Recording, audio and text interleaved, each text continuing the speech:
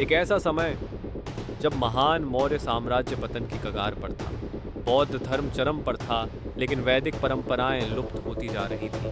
और तभी इतिहास के मंच पर प्रकट होता है एक ब्राह्मण सेनापति, जिसने न सिर्फ सम्राट को हराया, बल्कि एक नए युग की शुरुआत की। पुष्यमित्र शुंग जन्म से एक ब्राह्मण थे और मौर्य सम्राट बृहद्रथ मौर्य के प्रमुख सेनापति थे।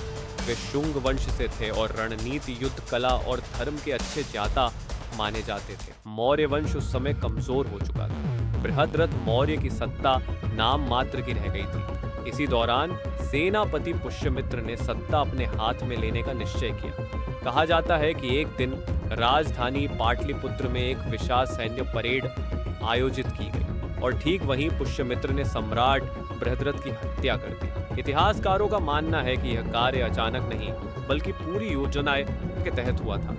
इसके बाद उन्होंने स्वयं को सम्राट घोषित किया और शुंग वंश की नींव रखी। यह भारत का पहला ब्राह्मण राजवंश बना जिसने उत्तर भारत पर राज किया। पुष्यमित्र का शासन धर्म, परंपरा और सत्ता की पुनर्स्थापना का प्रतीक था।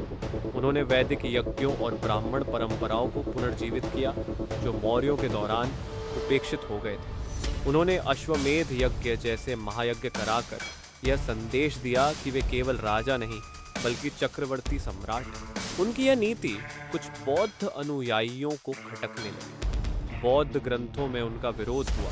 लिखा गया कि उन्होंने बौद्ध मठ नष्ट किए, भिक्षुओं की हत्या करवाई। परंतु कुछ आधुनिक इतिहासकार मानते हैं कि यह अतिशयोक्ति है। पुष्यमित्र का उद्देश्य ब्राह्मण धर्म को पुनः स्थापित करना था, न कि बौद्ध धर्म को मिटाना। पुष्यमित्र शुंग ने केवल धर्म को नहीं, बल्कि भारत की सीमाओं की रक्षा को भी प्राथमिकता दी। उनके शासन काल में यवन, इंडो ग्रीक शासकों ने भारत पर आक्रमण किया। एक प्रसिद्ध युद्ध में उन्होंने ग्रीक सेनापति डेमेट्रियस की सेनाओं को रोका और पराजित किया।